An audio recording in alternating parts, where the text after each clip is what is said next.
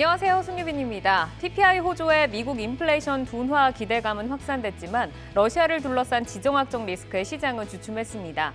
다만 바이든 미 대통령이 러시아발 미사일이 아닌 것으로 보인다며 입장을 표명한 후 코스피 코스닥 모두 낙폭을 축소하면서 약보합으로 마감을 했는데요. 오늘도 개별 종목들 활발하게 움직였습니다. 주요 섹터와 종목별 행보 지금부터 함께 확인해 보시기 바랍니다. 자, 오늘장 마무리 주식으로 시장 정리해봅니다. 이성웅 이사의 종목 먼저 만나볼까요? 이성웅의 오늘장 마무리 주식은 삼강 M&T입니다. 기존 방송에서 풍력주 같은 경우는 국내 수주보다 해외 수주에 초점을 맞출 필요가 있다는 점을 말씀을 드렸고, 그다음에 육상풍력보다는 해상풍력 수주에 초점을 맞춰야 된다는 점을 언급을 드렸습니다. 오늘 CS윈드 같은 경우가 해상풍력에 대한 수주가 나왔고요. 이 수주 같은 경우는 다른 업체들 또한 이제 받을 수 있는 환경이 조성이 되었습니다. 해외 수주가 기대되는 종목으로 잠시 후 찾아뵙도록 하겠습니다.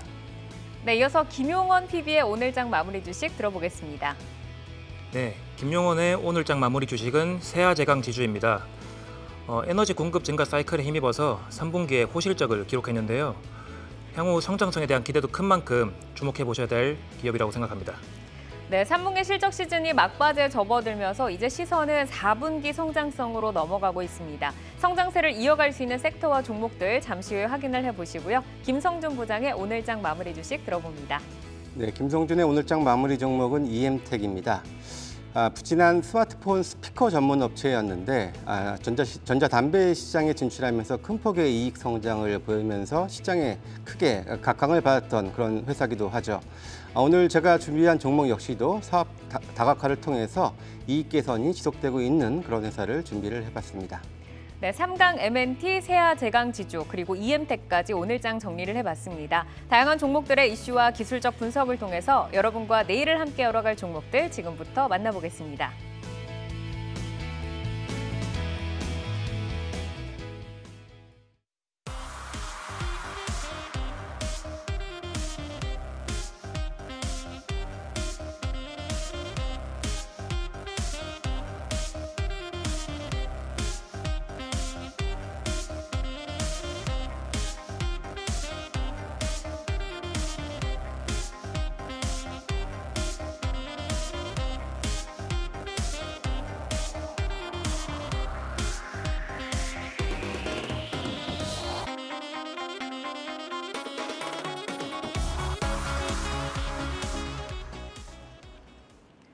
이슈를 통해 성장주와 주도주를 찾아보는 종목인 이슈 시간입니다. 오늘은 실적 호재로 달리는 소부장주, 연말 랠리 지속될까인데요. 예상을 뛰어넘는 3분기 실적으로 반도체 소부장주가 들썩이고 있습니다. 원자재와 인건비 상승에도 불구하고 원화 약세 효과가 컸는데 이에 투자의 귀재라고 불리는 워렌 버핏이 TSMC 투자를 밝혔고요. 반도체 장비 기업 ASML의 국내 착공 소식 등이 더해지면서 현재 이 테마에 훈풍이 불어오고 있습니다. 하지만 또 업황이 둔화되는 우려에 3분기 실적이 고점이다라는 우려도 팽배한데요. 반도체 소부장주의 호재와 악재 속에서 저희는 기회를 찾아가 보도록 하겠습니다. DB하이텍과 원익 QNC, 동진세미캠 이런 주요 소부장 업체가 기대 이상으로 3분기 실적을 좀 내주면서 시장에 이목을 집중을 시켰습니다. 하지만 또 증권가에서는 반도체 업황 둔화 영향으로 3분기가 고점이다라는 평가가 지금 지배적인 상황인데요. 반도체 소부장 업체 이익 사이클에 대해서 한번 들어보겠습니다. 김성준 부장께 들어볼까요? 예, 기본적으로 내년도 국내 장비 업체들의 특히 메모리 부분의 투자 매출은 올해보다는 좀 감소할 가능성이 높은 것은 현실이라고 볼 수가 있습니다. 다만 주가 입장에서는 사실 실적으로 왔다 갔다 물론 기본적으로는 하겠습니다만은 이 업황에 따라서 이렇게 좀 등락을 좀 보여주는 부분들이 있기 때문에 삼성전자나 하이닉스 같은 경우에도 실적은 이렇게 좋지 않을 것으로 예상이 됩니다. 최근 탄탄한 모습을 보여주고 있죠. 이런 것들을 본다면은 이제 업황에 따라서 보셔야 된다라는 말씀 기본적으로 드리고요. 특히나 이제 4분기가 이제 우려가 되는 부분들이 분명히 존재를 합니다. 특히 SK 하이닉스 같은 경우에는 이미 9월 달 이후부터 투자를 축소하는 부분들이 이미 좀 움직임이 나타나고 있는 상황이고요. 사실 삼성전자 같은 경우에도 이 P3 디램 라인 같은 경우에는 당초 이제 9월 말 말경부터 이제 좀 이제 라인을 입고가 좀 될 것으로 예상이 됐습니다만 이런 것들이 이제 내년 1분기로 지금 넘어가는 이연되는 그런 움직임들이 좀 포착이 좀 되고 있거든요. 그래서 당초 장비사들이 올 12월 정도에는 납품이 될 거다라는 기대들이 있었는데 내년으로 가기 때문에 관련된 회사들이 4분기 실적은 많이 좀 감소할 여지가 있는 것은 현실이라고 볼 수가 있겠고요. 그런 관점에서 본다면은 이러한 부진을 타개를 할 수 있는 회사들, 그래서 4분기 실적에 따라서 이 차별화가 많이 보여질 것 같아요. 기본적으로 4분기 어려운 시기인데 잘 버티는 회사들은 내년에도 잘 좋을 수 있을 회사라고 기본적으로 보시면 될 것 같은데요. 그렇다면은 이 한 군데, 뭐 삼성전자나 하이닉스에 국한된 이런 장비 회사들이 아니라 다양한 그 해외 업체의 매출이 좀 다변화되고 있는 그런 회사들이 아무래도 좀 유리할 측면들이 있을 것 같고요. 그밖에도 뭐 반도체만 하는 것이 아니라 뭐 2차 전지나 태양광 같은 다른 장비들도 공통적으로 그런 하는 회사들, 그리고 또 이제 신제품 효과를 보고 있는 회사들, 이러한 몇 가지의 그런 종목군들은 그래도 4분기에 잘 버틸 수 있지 않나라고 보여지고요. 그래서 4분기 실적이 좋은 회사를 계속해서 내년에는 유망주로 보셔야 된다, 이렇게 말씀드리도록 하겠습니다. 그러니까 어려움 속에서도 선방하고 있는 업체들을 더 주목을 해서 보자라고 말씀을 하시면서 이제 글로벌적인 협업이나 수주가 나오는 회사들을 좀 보자라고 말씀 주셨는데 지금 이제 들어온 모멘텀도 이제 글로벌리한 모멘텀이죠. 네덜란드 반도체 장비 기업인 ASML 한국 방문이 훈풍으로 지금 작용을 하고 있습니다. 오늘 국내 자사 반도체 클러스터 건립을 위한 기공식을 개최를 했는데 반도체 초미세 공정의 핵심이라고 불리는 EUV, 이 노광 장비 강자입니다. 한국 협력 강화가 예고돼서 관련 부품과 연계한 국내 업체들의 긍정적인 기대가 지금 큰 상황인데요. ASML의 국내 생산 기지 구축에 따라서 저희가 어느 정도의 기대를 할 수 있을지 한번 들어보도록 하겠습니다. 부장님 어떨까요? 기본적으로 뭐 ASML이 제조하고 있는 EUV 그 노광 장비가 한 해에 한 40대 정도밖에 생산을 하지 못하고요. 뭐 대당 한 2천억이 넘죠. 상당히 고가의 그런 장비인데요. 지금도 이 장비는 계속해서 부족 현상을 보여주고 있습니다. 그렇기 때문에 지금 현재 발주를 하면은 입고까지 한 2년 가까이 걸릴 정도로 상당히 지금 부족한 이런 장비라고 보시면 될 것 같은데요. 사실 이 ASML의 매출의 3분의 1이 국내 업체로 매출이 이루어지고 있다는 측면에서 본다면 사실 이번에 국내에 이 제제조 설비를 구축한다라는 것이 한편으로 보면 좀 늦은 측면들도 있습니다. 이미 뭐 중국이나 대만, 일본과 같은 경우에는 진출을 해 있는 상황이라고 본다면은 그래도 상당 부분 매출을 차지하고 있는 업체가 있는 한국에 보다 좀 빨리 좀 진출을 했으면 더 좋았을 거라고 생각이 드는데 기본적으로 이 장비가 뭐 독일이나 네덜란드에서 주로 이제 생산을 하기 때문에 뭐 장비에 문제가 발생하거나 아니면 새로운 업그레이드를 해야 되는 이런 부분들이 생긴다면은 뭐 쉽게는 그쪽 해외로 좀 보냈다가 다시금 받는 상당히 좀 번거로움이 있고 시간도 꽤 오래 걸리는 이런 부분들이 국내에 있다면은 이 빠르게 좀 그 AS를 받을 수가 있겠죠. 이런 차원에서 본다면은 삼성전자, SK 하이닉스가 가장 뭐 좋은 이런 그런 수혜가 될 거라고 보여지고요. 특히나 이렇게 빠르게 하기 위해서는 또 국내 부품 업체들 거를 또 활용해서 또 이제 할 가능성들이 또 높기 때문에 국내 부품 업체들도 역시 최근 들어서 그런 맥락에서 주가도 상당히 좀 강했었고요. 대표적인 종목이 이제 SNS텍이었죠. SNS텍이 최근에 주가가 상당히 좀 가파르게 올랐던 이유들도 이런 측면들이 좀 반영됐다고 보여지는데 이 노광 장비의 이 핵심 부품인 이제 그 포토마스크의 원재료가 이제 이 회사가 국산화에 성공한 이제 블랭크 마스크라는 부분들인데 이런 부분에 있어서의 수혜가 분명히 지금 진행될 측면들도 있고요. 그리고 지금 FST라는 회사 역시도 뭐 칠러나 뭐 펠리클 같은 이런 이제 보호막 이런 그런 장치들 EUV 관련된 장비들을 제조하는 회사이기 때문에 이런 회사들이 나름의 이제 수혜가 예상이 되는 이런 부분이 있습니다. 네, 뭐 EUV 노광 장비가 이제는 뭐 미래 반도체 핵심 부품이다라고 불려서 요즘에 굉장히 좀 뭐 프로그램들에서도 좀 많이 다루는 것 같습니다. 다음 질문은 이제 김용원 PB님께 좀 드려볼 텐데 저희 프로그램에 처음으로 지금 자리를 해주셨어요. 저희 시청자 여러분께 간단하게 좀 인사 말씀 한번 듣고 갈까요? 네, 안녕하세요. 저는 이제 SK증권에서 PB로 일하고 있는 이제 김용헌 PB라고 합니다. 첫 방송인데 좀 긴장이 되는데요. 이제 열심히 준비해서 이제 좋은 정보 드릴 수 있도록 노력하겠습니다. 네, 조금 긴장이 되신 것 같은데 질문 좀 드려보겠습니다. 이제 EUV 노광 장비가 저희가 EUV 굉장히 좀 많이 들었는데 과연 좀 어떻게 활용이 되는 제품인지 조금 쉽게 한번 설명을 부탁을 드려보고요. 그리고 국내에는 EUV 노광 장비 관련사로 어떤 기업들이 있고 기술력 어느 정도나 될까요? 네, 일단 반도체를 생산하는 공정 중에 이제 포토 공정에 대한 이해가 좀 필요할 것 같은데요. 간단하게 말씀드리면 기본적으로 이제 웨이퍼에다가 먼저 포토레지스트를 도포하고요. 거기다가 이제 특정 파장대의 빛을 쏴서 이제 특정한 모형으로 패터닝을 하는 그런 과정이 이제 노광 공정입니다. 거기서 쓰이는 그 장비가 바로 이제 EUV 노광 장비라고 보시면 될 것 같고요. 광원별로 이제 파장대가 다른데요. 파장이 짧을수록 더 정교한 반도체를 만들 수 있습니다. EUV라는 것도 결국 광원입니다. 이제 파장대가 약 13.5나노미터로 더욱 미세한 패턴을 형성할 때 이제 쓰이는 광원이라고 보시면 될 것 같습니다. 이런 EUV를 이제 쏴줄 수 있는 EUV 설비를 전 세계에서 이제 ASML밖에 만들지 못하고요. 연에 한 40대 정도가 이제 현재 생산 캐파기 때문에 뭐 삼성전자나 하이닉스 그리고 이제 TSMC가 이 장비를 이제 확보하기 위해서 열을 올리고 있습니다. 이런 노광 공정에 관련된 국내 업체는 이제 블랭크 마스크를 생산하는 SNS텍, 그리고 이제 포토레지스트를 생산하는 동진세미캠, 그리고 이제 SKC도 있겠죠. 그리고 펠리클을 생산하는 이제 FST 정도를 들 수 있습니다. 네, 좀 이렇게 대표적인 기업들을 꼽아주셨습니다. 네, 맞습니다. 네. 이제 정부도 국내 반도체 소부장 기업이 북미 중심의 반도체 공급망 재편에 대응할 수 있도록 텍사스주에 이제 반도체 GP 센터를 설립을 하고 뭐 컨설팅이라던가 뭐 이런 부분을 지원할 예정이다라고 밝혔습니다. 그러면 이제 우리 반도체 소부장 업체들이 해외를 좀 진출을 해서 어떤 모멘텀을 좀 살펴야 될 텐데 여기에 좀 힘을 실어줄 수 있을지 이 부분 궁금한데요, 부장님.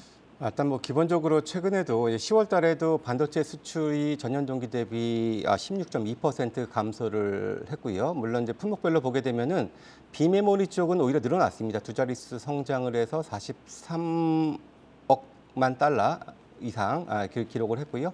반면에 이제 메모리 쪽이 지금 많이 좀 안 좋은데 메모리 쪽이 35.7% 급감을 했고요. 그래서 거의 숫자가 비슷해졌어요. 비메모리와 메모리의 수출액이 거의 비슷해졌을 정도로 메모리가 많이 지금 타격을 입었고 특히나 미국 쪽 수출이 39.8%로 급감을 했습니다. 이러다 보니까 이제 뭐 정부 차원에서도 이제 좀 계속해서 좀 이제 이런 노력들을 하는 것 같은데 아무래도 이런 기업들 단독으로 혼자 진출하기에는 좀 어려움이 있다 보니 정부 차원에서 이런 지원에 대한 노력은 뭐 긍정적일 수는 있을 것 같습니다만 구체적으로 뭐 어떻게 좀 될지에 대한 아직 구체적인 로드맵은 나오지 않은 상황이니까 관련해서 어떤 기업이 좋을 거다라고 예측하기에는 다소 좀 어려움은 있지 않나라는 생각이 좀 드는데요.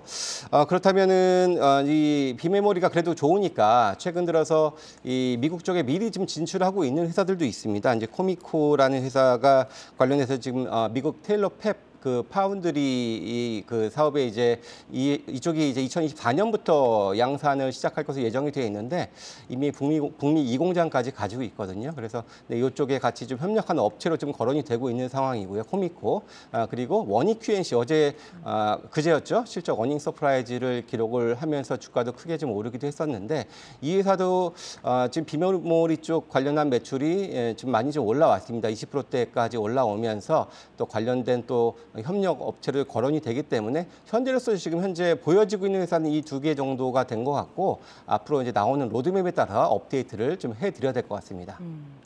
사실 이제 메모리 반도체 불황에 대해서 우려에 대해서 우리가 계속 얘기를 하다가 그것을 타개할 카드로 이제 DDR5를 계속해서 언급을 했었는데 인텔이 계속해서 양산을 좀 연기를 하면서 어떤 개화 시기가 계속 늦춰졌습니다. 근데 그 가운데 이제 AMD가 DDR5를 지원하는 서버 CPU를 선보였죠. 이제 인텔의 본격 양산이 언제쯤 우리가 좀 기대를 해볼 수 있을지 그 기간이 좀 궁금하고 그리고 연말에서 연초 이제 DDR5가 반도체 소부장주의 또 다른 모멘텀으로 활용이 될지 궁금한데. 어떻게 보세요? 네, 이제 최근 AMD가 DDR5를 이제 지원하는 제노아라는 이제 CPU를 출시했는데요. 뭐 이것을 통해서 DDR5에 대한 이제 수요를 자극한다는 점 정도는 이제 긍정적으로 볼 수 있을 것 같습니다. 하지만 이제 가장 중요한 것은 시장의 대부분을 이제 점유하고 있는 인텔의 CPU가 이제 인텔 CPU 사파이어 레피저라고 하죠. 그 출시가 언제 되느냐인데요. 이제 이것이 나와야지 DDR5에 대한 모멘텀이 이제 나올 수 있을 것 같습니다.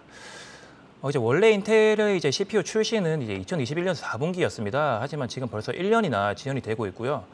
지금은 이제 내년 1월 중순 정도에 이제 출시를 한다라고 이제 예정이 되어 있는데요. 하지만 이제 계속 일정이 밀리다 보니까 이제 인텔의 이제 DDR5 CPU 출하가 시장의 신뢰를 좀 잃은 상황입니다. 이미 시장의 신뢰가 낮은 상황에서 뭐 이제 인텔의 이제 DDR5에 대한 모멘텀이 선반영되기는 조금 이제 어렵다라고 보고 있고요. DDR5에 대한 수혜로는 이제 기판 업체인 심텍과 TLB 그리고 이제 소켓 업체인 ISC와 TSE 정도가 이제 있겠는데 향후 나오는 이제 인텔의 뉴스에 따라서 이런 종목군들이 이제 움직여 주는지를 확인해야 될 것 같습니다. 그리고 이제 워렌 버핏이 TSMC 주식에 41억 달러인가 이제 투자를 한다는 소식이 또 긍정적인 영향을 미치고 있습니다. 이제 불황에도 ASML 신공장 착공, 뭐 투자 대가의 반도체주 매수, 뭐 이런 것들이 향후에 이제 반도체 업황 회복 국면을 대비한 행보들이 아닐까라는 좀 시선인데 삼성전자도 인위적인 감산은 없을 것이다라고 적극적인 투자 행보를 이어가고 있고요. 뭐 이는 좀 불황 속에서도 반도체 소부장주를 받쳐줄 수 있는 그런 역할을 하지 않을까 궁금합니다. 이 부분 부장님 어떻게 보시나요? 그렇죠. 이제 사실 워렌 버핏 스타일상 예측 가능성이 좀 떨어지는 좀 IT 종목을 좀 피하는 측면들이 있었는데 일단 그래도 TSMC 반도체 대표 회사를 투자했다라는 것은 분명히 일단 이 반도체 업황에 대한 신뢰도를 조금은 올릴 수 있는 이런 긍정적인 측면들이 있다라고 볼 수가 있습니다. 기본적으로 이 TSMC를 매수했던 시점 자체도 이제 한참 뭐 시진핑의 대만의 무력 행사에 대한 그런 언급들이 막 나오고 있었던 그런 시점부터 시작이 됐기 때문에 어떻게 본다면은 그런 리스크를 오히려 기회로 좀 활용을 했다라고 볼 수도 있고 뭐 한편으로는 뭐 이제 대만에 대한 무력 행사 가능성은 그렇게 높게 보진 않았다. 이렇게도 좀 볼 수도 있는 것 같고요.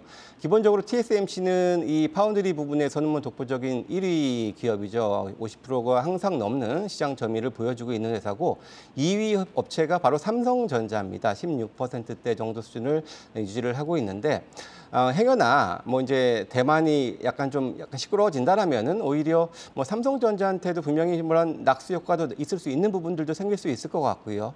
기본적으로 그런 측면에서는 뭐 충분히 좀 긍정적인 측면들은 있다. 심리적으로나 그런 부분들이다. 다 마찬가지로.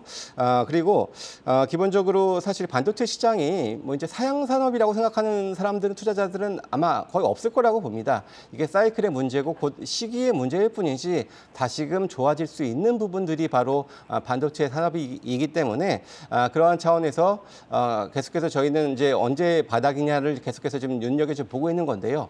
앞서서 이제 말씀하신 삼성전자가 인위적인 감산은 하지 않겠다라고 언급은 했지만 어떻게 보면은 이게 또 담합에 대한 염려를 피하는 것인지는 모르겠습니다만은 그럴 가능성이 있다고 봅니다.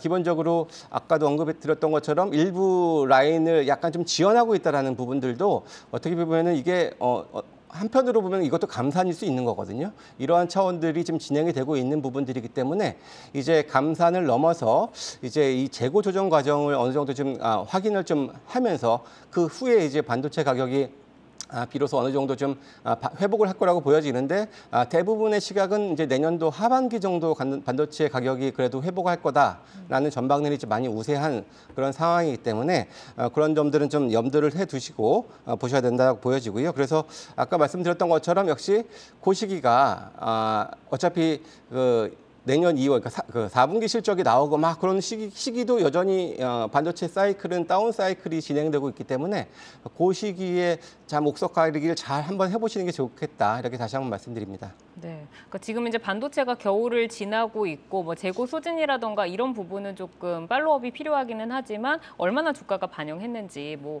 좀 그래도 상당 부분 반영한 게 아닌가라는 또 시각이 있습니다.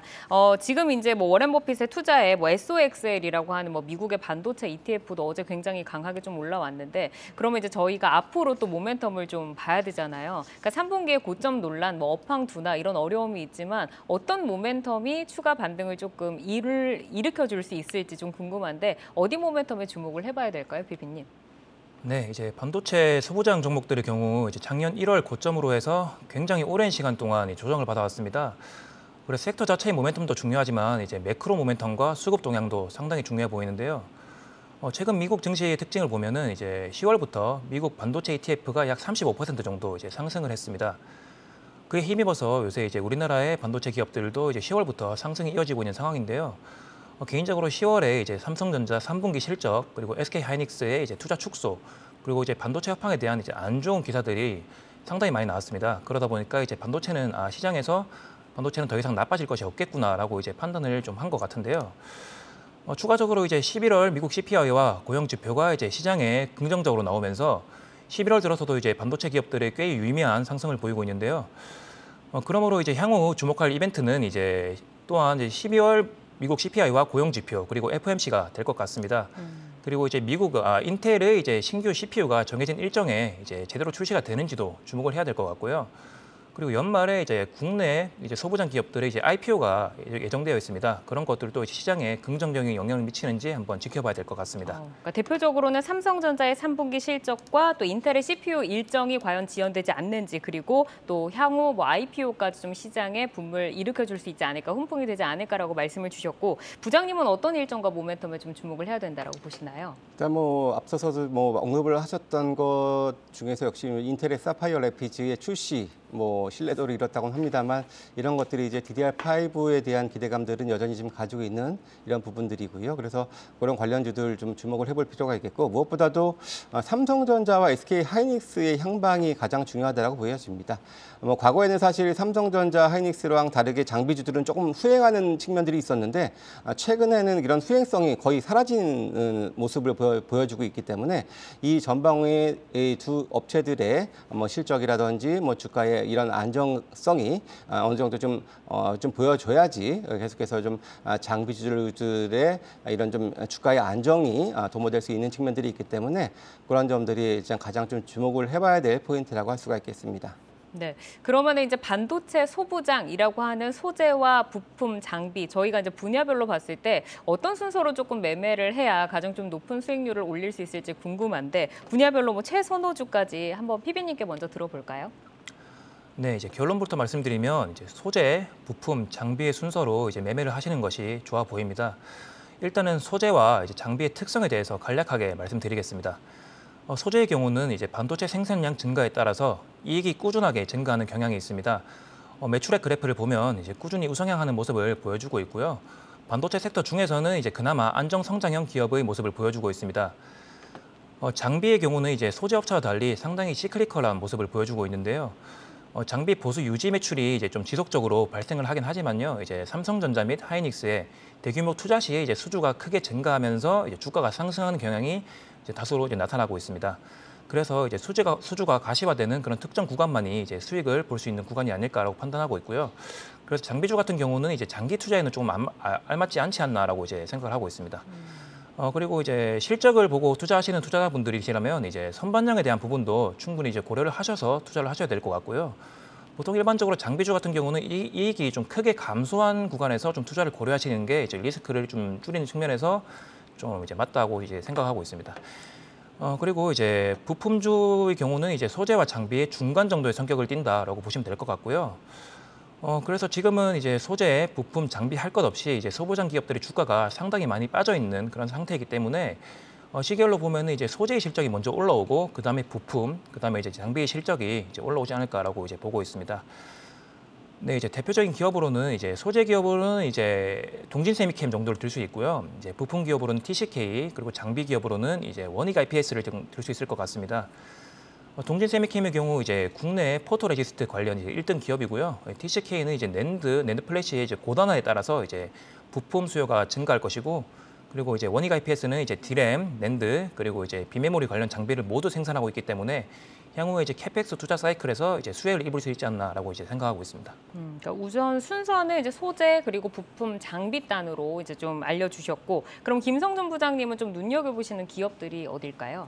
네, 일단 순서는 잘 설명을 앞에서 해주셔서 그대로 이렇게 참고하시면 좋을 것 같고요. 기본적으로 저는 이제 상대적으로 주가가 많이 오르지 않은 그런 회사들 중에서 한번 좀 골라봤는데요. 먼저 좀 다양한 고객사를 확보하고 있고 밸류에이션 매력도 있는 회사가 일단 PSK, 정도를 일단 첫 번째로 좀 말씀을 드릴 수가 있겠고, 그 밖에도 이제 STI라는 회사가 있습니다. 이게 이제 삼성전자가 내년에도 이제 5개 정도의 인프라 프로젝트를 진행할 예정이어서 이 인프라 투자 관련된 회사 기도 하고요. 또 신규 장비 또 효과도 가지고 있는 회사인데 상대적으로 주가는 그렇게 크게 오르지 못하고 내년에도 이익 감익 없이 계속해서 이익은 좋아질 수 있을 것으로 기대가 되는 회사 STI 정도 말씀을 좀 드릴 수가 있겠습니다. 네, 알겠습니다. 이슈를 통해서 성장주와 주도주를 찾아보는 종목인 이슈. 전방 업황 둔화에도 3분기 깜짝 실적으로 주목을 받고 있는 반도체 소부장주를 점검을 해봤습니다. 경기 침체 국면 속에서도 부각되는 모멘텀들 잘 체크를 하시면서 전략 세워가시기 바랍니다. 네, 종목을 만나는 즐거움, 종목 맛집, 투데이 한경 코리아마켓과 함께하고 계십니다.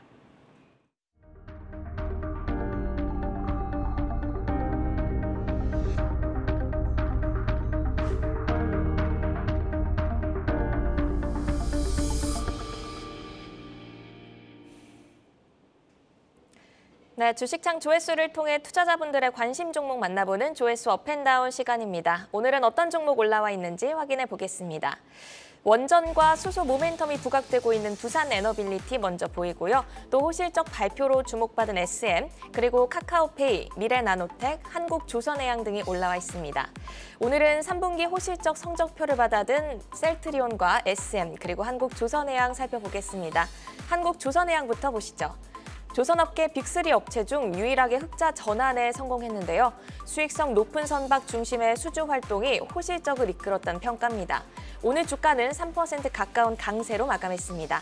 셀트리온 이어서 보겠습니다. 3분기 호실적 발표 후 성장성에 대한 기대치는 높아졌지만 주가는 박스권 등락을 반복하고 있는데요.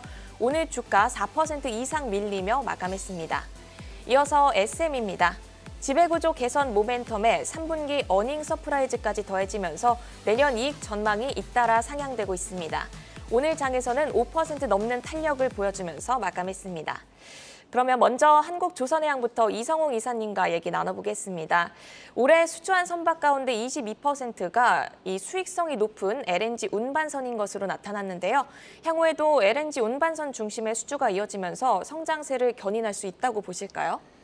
네, 한국조선해양은 지주사의 성격을 띠고 있습니다. 그렇다 보니 실제 계열사들의 수주 같은 경우에 영향을 받고 여기에 따라서 이 부분에 대해서 수수료 수치라든지 배당 수익을 연결해서 거두게 됩니다. 그러면 우리가 여기에서 생각할 점은 구체적인 그 지분의 보유 상황을 볼 필요가 있는데 한국조선해양이 현대중공업의 지분을 79.4%, 그다음에 현대미포조선을 42.4%, 현대삼호중공업을 80.54% 가지고 있습니다. 이 부분을 우리가 가치를 환산하고 지분의 보유 같은 경우를 할인율을 대입을 하게 됩니다. 이 부분을 대입을 하면 현재 시가총액 기준 79,700원을 하고 있는 한국조선해양의 가격 같은 경우는 지분 가치만 해도 한 14만 원 이상 되게 돼요. 우리가 여기에서 생각할 수 있는 점은 그러면 이 지분을 보유하고 있는 가치만큼 이상으로 주가가 상승해야 되지 않냐라고 할 수 있는데 우리나라의 하나의 특별한 부분이 있습니다. 더블 카운팅 이슈, 이 부분이 있다 보니까 실제 이 부분에 대해서 할인을 더 대입을 할 필요가 있어요. 그러면 우리가 이 부분을 환산을 해보고 실제 내년 실적을 대입을 해보는 겁니다. 내년 예상 영업이익이 9,200억 원 수준입니다. 현재 시가총액이 5조 6,400억 원 수준이에요. 그러면 여기에서 주가 수익 비율을 대입을 해보면 한 6배 정도 수준이거든요. 그러면 이게 싸냐라고 생각을 해보면 그 실제 지주사 같은 경우가 지금 현재 시장 평균에서 받고 있는 주가 수익 비율 정도로 주가 같은 경우가 지금 현재가로 거래가 되고 있는 겁니다. 그러면 우리가 여기에서 생각할 수 있는 점은 자, 운반선의 부분은 확실히 마진이 높고 적당한 3천억 원 정도의 가격이 형성이 되어 있습니다. 이 가격 정도에서 내년에 발주가 더 나온다고 하면은 계열사군들의 시가총액이 증대가 되게 될 거고 그러면 이 영향을 받아서 한국조선해양 같은 경우는 시가총액이 올라갈 수 있는 구조라는 생각을 하시면 되고 여기에서 자 조선업종에 대한 접근을 한다고 하면은 지주사에 대한 접근보다 실제 사업회사에 대한 접근을 하는 게 낫고요. 그 LNG선 부분, PC선 부분에서 핵심적으로 수주가 나갈 수 있는 기업 쪽으로 주가에 대한 집중을 하시는 게 낫습니다. 대표적으로 현대미포조선 같은 경우가 조선주의 가장 탑픽으로 여겨지게 되고요. 이 현대중공업 그룹 전체를 좋게 본다고 하면은 이제 이 그룹, 그러니까 한국조선해양을 접근하시는 것도 하나의 방법이라는 시각을 열어두시면 되겠습니다. 네, 우선 한국조선해양이 중간 지주사로서의 성격이 있지만 그런 것보다는 실제 사업에서의 그런 접근이 더 중요하다는 말씀해 주셨고 또 이어서 현대미포조선을 탑픽으로 이어서 꼽아주셨습니다. 호실적 소식에도 근데 주가가 큰 움직임이 없었습니다. 거래량은 크지 않지만 최근 수급이 개선되면서 저점을 차근차근 높여오고 있는데요. 현재 밸류에이션 상으로도 충분히 매력적인 구간인지 일단 궁금하고요. 또 신규 매수자라면 어느 정도의 상단을 열어놓고 대응할 수 있을까요? 내년에 실적을 한번 말씀드렸어요. 9,200억 원 수준이고 현재 시가총액이 5조 6,400억 원 수준, 딱 합리적인 가격으로 거래가 되고 있습니다. 우리나라 특성상 좀 지주사의 할인 요소도 있겠고요. 그런데 지주사가 할인 요소를 탈피하게 되는 구조는 뭐냐면 첫 번째로 지배구조 개선이 뒷받침될 때, 두 번째로는 지주회사 같은 경우가 사업 형태까지 추가가 되면은 그 할인율 같은 경우는 이제 더 할인을 덜 받게 됩니다. 우리가 그 점에 주목하고 한국조선해양을 살펴볼 필요가 있겠고요. 차트를 통해서 한번 말씀을 드리도록 하겠습니다. 조선주들의 주가가 강했음에도 불구하고 한국조선해양 주가 같은 경우는 좀 탄력이 약하죠. 이게 지주사의 성격을 띠면 이런 주가의 탄력도가 난다는 점을 우리가 주목을 할 필요가 있겠고요.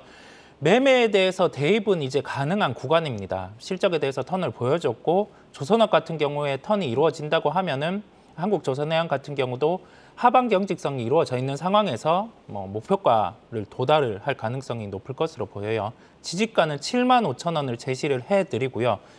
저항가가 84,000원대에 위치를 하고 있습니다. 이 가격 같은 경우는 아마 그 이제 하반기에 도달을 했는데 하반기 상반기로 갈수록 추가 수주가 나온다고 하면 한국조선해양 같은 경우도 좀 이론적으로 반등 가능한 가격대이기 때문에 84,000원을 제시해 드립니다. 네, 현재 구간 매수 대응 가능한 부근이라는 점 말씀 주셨고요. 저항가 84,000원으로 잡아주셨습니다. 이어서 셀트리온 보겠습니다. 11월 들어서 박스권에서 벗어나지 못하는 모습인데요. 호실적과 탄탄한 성장 동력에도 불구하고 주가가 이렇게 치고 나가지 못하는 이유 어떤 거에 있을지 좀 궁금하고요. 또 향후 탄력의 트리거가 되어줄 포인트 어디서 찾을 수 있을까요? 실적은 좋습니다. 뒷받침되는 실적에 대해서 3분기는 일회성이 있기는 했지만 우리가 눈으로 보이는 실적은 좋단 말이죠. 그런데 왜 이런 조정이 나오냐? 이 특정 기업의 문제가 아니라 우리나라 시장에서 시총상위 같은 경우 IT 쪽으로 자금이 몰려요. 그다음에 2차 전지 쪽으로 자금이 몰리죠. 그러면 반대급부로 좀 대형 바이오 쪽은 조정이 나오는 성격이 있습니다. 그러한 시장 흐름 쪽으로 일단은 수급을 해석을 하시면 되겠고요. 그러면 대응은 어떻게 하냐 이 점입니다. 우리가 가장 중요한 게 시장의 흐름에 대한 종목의 대응인데 기본적인 실적 체력은 뒷받침되는 기업은 이게 조정에 대해서 가격을 정해놓고 매수 대입을 하면 되는 겁니다. 우리가 그러한 특성을 생각을 할 필요가 있겠고요. 향후에 그 주가의 상승이 되는 트리거라고 할 수 있는 점은 첫 번째로는 램시마 SC의 유럽 매출 점유율 상승이라고 할 수 있겠습니다. 이 부분은 실제 나타나고 있기 때문에 우리가 주가에 녹여 있는 단계라고 할 수 있겠고요. 두 번째로는 내년 7월이죠. 휴미라 같은 경우가 특허 만료가 됩니다. 이 시장은 오리지널 제약 시장이 한 20조 원대 초반의 시장이에요. 그러면 그 실제 복제약 시장이 열리고 시장의 점유율을 첫 번째로 확보하는 기업 같은 경우가 주가의 레벨업이 될 수 있습니다. 셀트리온도 거기에 해당하기 때문에 내년 7월에 큰 모멘텀이 존재한다는 점을 우리는 기억을 해야 되겠습니다. 네, 일단 램시마 SC의 유럽 시장 점유율이 확대되고 있고 또 내년에 만료되는 이 휴미라 특허, 이 미국에서만 지난해 24조 원 규모의 시장이 형성된다고 하더라고요. 이 부분 레벨업의 트리거가 될 수 있다는 점 짚어주셨습니다. 오늘 근데 5% 가까이 주가가 밀리면서 21선과 61선 모두 무너졌는데요. 그럼 가격적으로 대응 전략 제시해 주신다면요? 차트를 통해서 한번 말씀을 드리도록 하겠습니다. 좀 길게 늘여놨습니다. 이렇게 길게 늘여놓은 이유는 지금 시장의 특성, 올라가 있는 종목들 많습니다. 2차 전지 좋죠. 실적 나오고 절대 주가는 올라가 있고. 그런데 이 시장의 특성 안에서 지금은 바라봐야 될 게 절대 주가가 빠져 있는 쪽으로 이제는 봐야 돼요. 그 점을 포인트로 놓고 자, 지지가는 17만 5천 원입니다. 이 정도 가격이 도달하면 좀 부담스럽지 않게 포트폴리오에 편입을 해도 되는 가격이라는 말씀을 드리고요. 저항가는 20만 원에 위치하고 있는데 이게 목표가가 아니라 기술적으로 지지가를 지지를 하면 1차적으로 반등이 가능한 가격입니다. 이 정도 가격까지는 기술적인 반등 요소는 가능하다는 시각을 열어두고요. 내년 7월 같은 경우 여기에 시장 점유율을 확대하는 점을 보여준다고 하면은 주가 같은 경우는 한 30만 원 이상까지 회복이 가능하다는 점, 그러한 포인트를 생각을 하셔야 되겠습니다. 네, 이어서 SM 보겠습니다. 이성웅 이사님의 내여주로도 소개가 된 종목이기도 한데요. 내년 이익 전망치와 목표가가 잇따라 상향되고 있습니다. 내년 성장을 이끌 모멘텀과 예상이익 어떻게 전망하실까요? 우선은 우리 엔터주 같은 경우가 그 상반기, 그러니까 전체 우리가 4분기를 놓고 보면 상반기는 비수기예요. 왜냐하면 이게 한 해의 라인업을 결정을 하고 콘서트 같은 경우를 하반기에 준비를 하는 그런 측면이 있다 보니까 비수기인데 그 내년 초는 이제 다릅니다. 왜냐하면 올해 말의 스케줄을 봤을 때 내년 초에 각 그 엔터사의 콘서트 같은 경우도 해외를 기반으로 해서 이제 진행이 되고 있고요. 각 그 엔터사의 대표적인 라인업 같은 경우가 해외 콘서트에 나섭니다. SM 같은 경우 포인트는 뭐냐면 공통적인 엔터사도 해당이 되는데 이제 북미 쪽의 콘서트를 개최를 추가를 한다는 점입니다. 그러면 이게 어떤 효과가 있냐면 북미 같은 경우는 앨범의 판매 같은 경우도 나타나지만 이게 우리가 유튜브라든지 매체를 통한 그러한 수익, 그다음에 플러스로 해서 컨텐츠의 부분까지 이익이 좀 가장 더해지는 영업이익률이 높은 구조를 갖추고 있는 시장입니다. 여기에서 뭐 점유율을 확대해 나가는 구조가 된다면 지금의 시가총액보다는 레벨업이 될 수 있는 점을 기억을 하고요.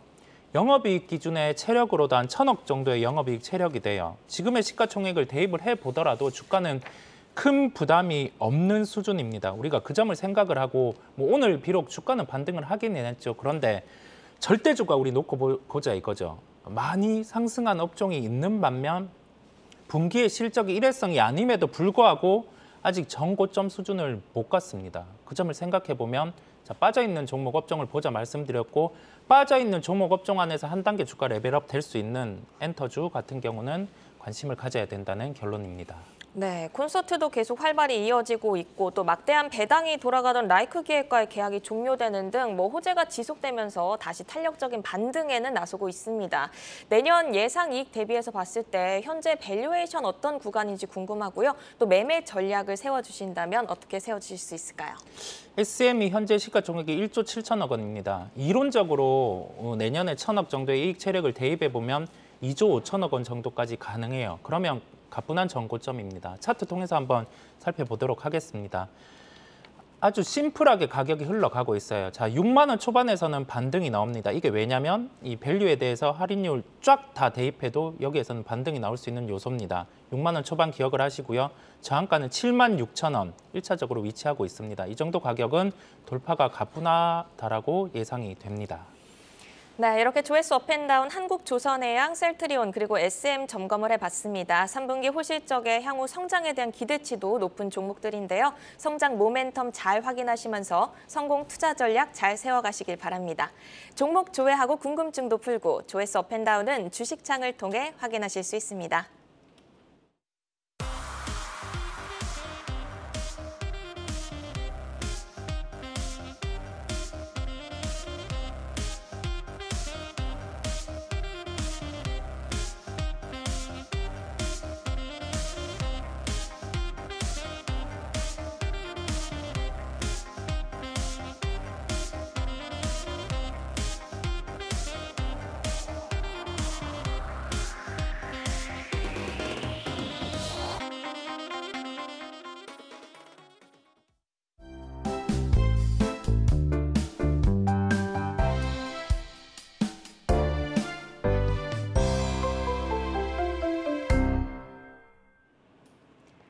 오늘 시장에서 울고 웃었던 다양한 종목 이슈들 만나봤습니다. 많은 종목들 가운데 내일을 여는 유망주는 어떤 종목일지 전문가 세 분의 내여주 확인을 해보겠습니다. 자, 오늘 종목은요. 이성웅 이사의 레인보우 로보틱스, 김용원 PB의 성광밴드, 그리고 김성준 부장의 이렌텍입니다. 부장님이 오늘 오프닝 때도 이엠텍을 소개를 해주셨는데 이어서 또 이렌텍을 또 가지고 와주셨습니다. 어떤 매력 포인트 주목하시는지 들어볼까요? 예, 이렌텍도 마찬가지로 이제 휴대폰 전문 케이스 업체로 이제 많이 알려져 있는 회사인데요. 최근 들어서 이 휴대폰 케이스 매출 비중이 점차 낮아지고 있습니다.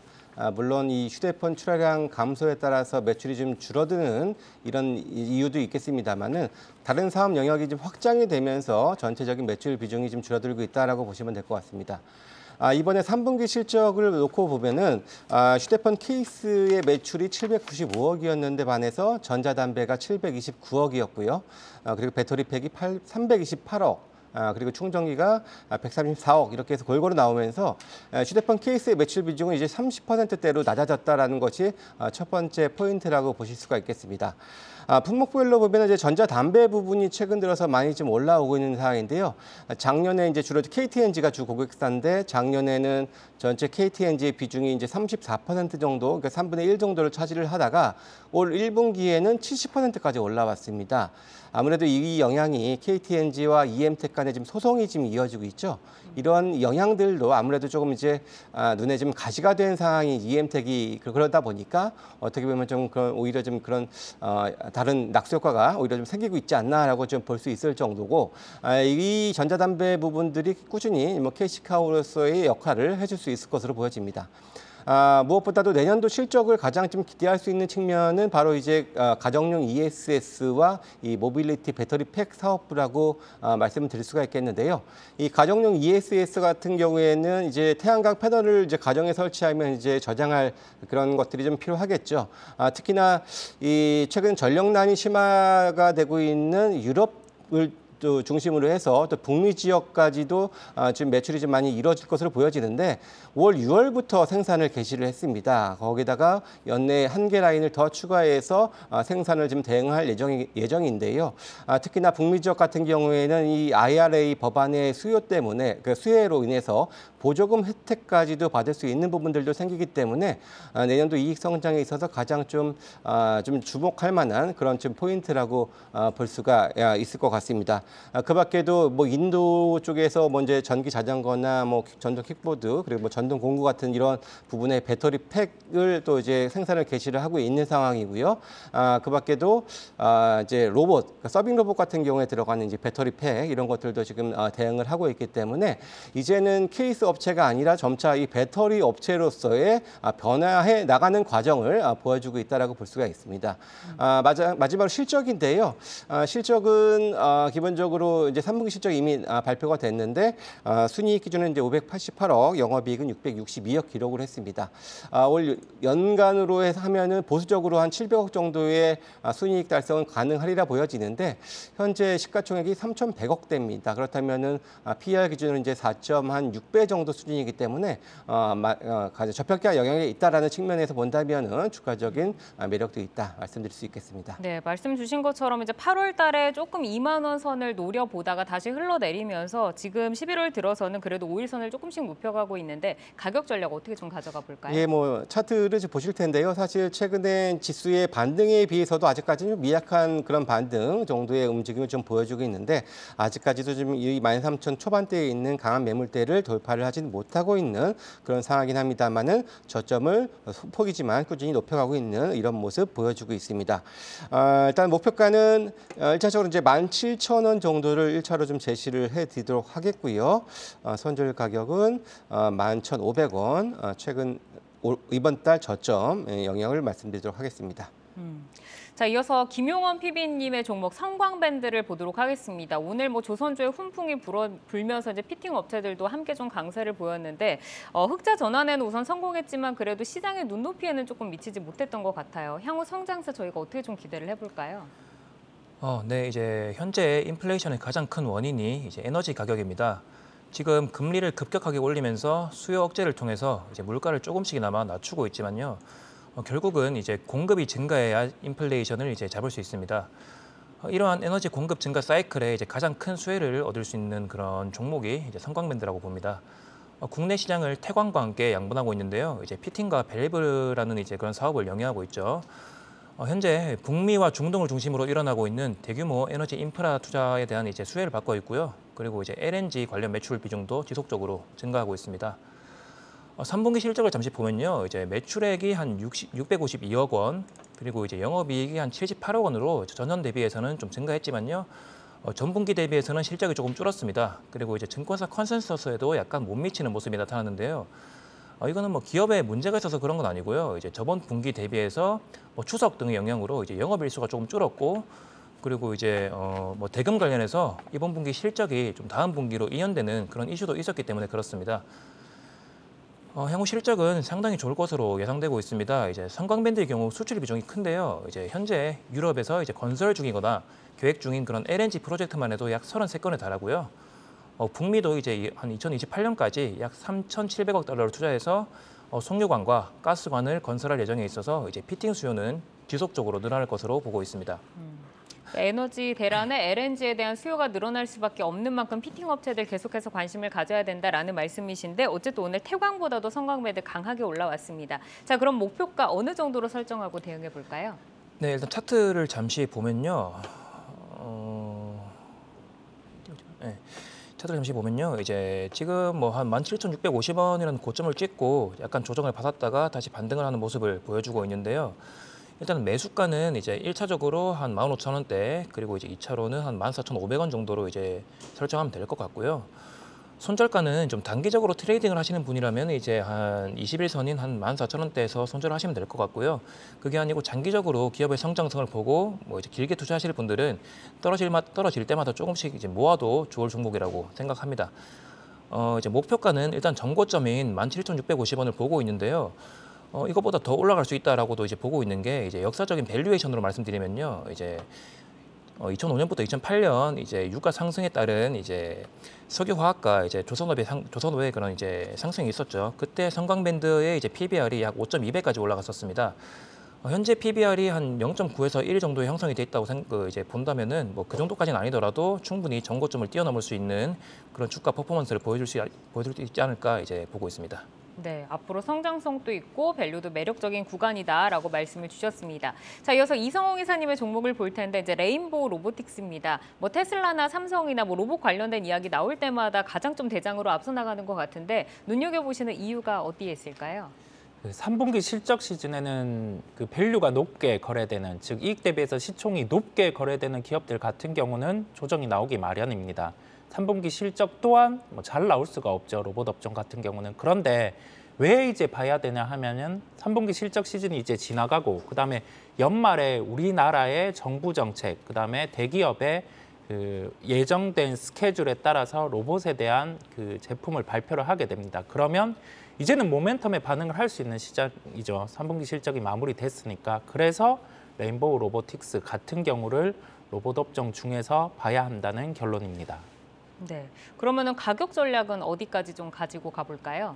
네, 차트를 통해서 살펴보도록 하겠습니다. 3분기 실적이 마무리된 상황을 비춰본다고 하면은 추격해서 진입을 하기보다는 한 차례 좀 조정이 나오는 가격대를 기다려 봄직하겠죠. 오늘 같은 경우 29,900원대까지 조정이 나왔어요. 매수가는 29,700원을 제시해 드립니다. 뭐 오늘 저가도 상관은 없습니다. 목표가는 34,000원입니다. 1차적인 반등을 시도했던 가격대예요. 이 가격이 돌파가 이루어진다면 전고점 같은 경우는 가볍게 갈 수 있다는 결론입니다. 네. 자, 그러면 이제 네오조 종목 리뷰를 좀 듣고 가도록 하겠습니다. 김성준 부장님께서 11월 9일에 HSD 엔진을 제시를 해주셨는데 어제도 상승을 했고요. 오늘 뭐 8%대 급등세 연출을 했습니다. 자, 이 시점에서 어떻게 좀 AS 들어볼까요? 예, 일단 사실 제가 이제 4분기 정도의 흑자 전환을 기대를 했는데 3분기에 흑자 전환이 됐습니다. 역시 기대했었던 DF 엔진의 수주도 많이 증가를 했고요. 특히 3분기에는 그 9천억 대까지나 늘어났습니다. 그래서 수주도 크게 늘어났기 때문에 누적 수주가 이제 2조 원을 넘어서서 당시에 제가 예상했었던 1조 8천억 그를 훨씬 뛰어넘는 그런 모습을 좀 있기 때문에 일단 뭐 상당히 좀 뭐 긍정적이다 말씀을 드릴 수가 있겠고요. 기본적으로 일단 흑자 전환에 성공을 한 게 이게 일시적이 아니라 이제는 추세적으로 간다라고 보시면 될 것 같고요. 그렇다면은 내년도 실적을 보면은 뭐 지금 현재 뭐 이렇게 PER 10배 미만이니까 계속해서 좀 끌고 간다라고 보셔도 되고요. 제가 1차로 제시했던 그 목표가가 딱 왔는데 뭐 저는 뭐 그 이상도 충분히 좀 바라보시면서 뭐 일단 10,000원대 이상까지는 그래도 한번 좀 장기적으로 끌고 가보면 하다 이렇게 말씀드릴 수 있겠습니다. 네, 이제 실적을 넘어서서 더 멀리 갈 수 있다라고 말씀 주셨고 이성웅 이사님께서 11월 9일에 이제 CS 윈드를 소개를 해주셨는데 뭐 계속해서 상승을 이어오다가 또 지금 뭐 실적도 오늘 수주가 또 4조 원대 터지면서 또 강하게 올라와 줬습니다. 가격 전략 좀 변화를 가져가야 될까요? 풍력주에서 기다린 게 해상풍력 수준대 나와줬으면 우리가 생각해야 될 점은 여기가 끝이 아니고 주가는 레벨업이 될 수 있다는 점이에요. 비록 오늘 나오고 살짝 고점 대비해서는 조정이 나왔는데 차트를 통해서 자세히 한번 말씀드리겠습니다. 차트를 한번 보시면 이 가격대 지금 이격도가 이렇게 증가를 해 있어요. 가격 조정이나 기간 조정은 있을 수 있습니다. 그런데 오늘 수주가 나온 부분을 밸류에 대입을 해보면 한 10% 정도의 기본적인 상승 룸이 더 열리게 됩니다. 보유하고 계신 분들은 급한 매도보다는 기본적인 10% 상승 룸을 더 보시면 되겠습니다. 예상했던 수주가 나와줬고 계속해서 더 멀리 좀 가보자라고 말씀을 주셨습니다. 자, 투데이 안경 코리아마켓 내일 여는 유망주로 김성준 부장의 이렌텍, 김용원 PB의 성광밴드, 그리고 이성웅 이사의 레인보우 로보틱스 만나봤습니다. 저희 방송은 방송이 끝난 뒤에도 유튜브에 내여주 검색하시면 다시 보실 수 있으니까요. 다시 한번 돌려보시면서 포트 전략 잘 세워보시기를 바라겠습니다. 오늘은 김성준 하이투자증권 도곡 WM센터 부장, 김용원 SK증권 이천지점 PB, 이성웅 글로벌파트너스 이사와 함께했습니다. 세 분 고맙습니다.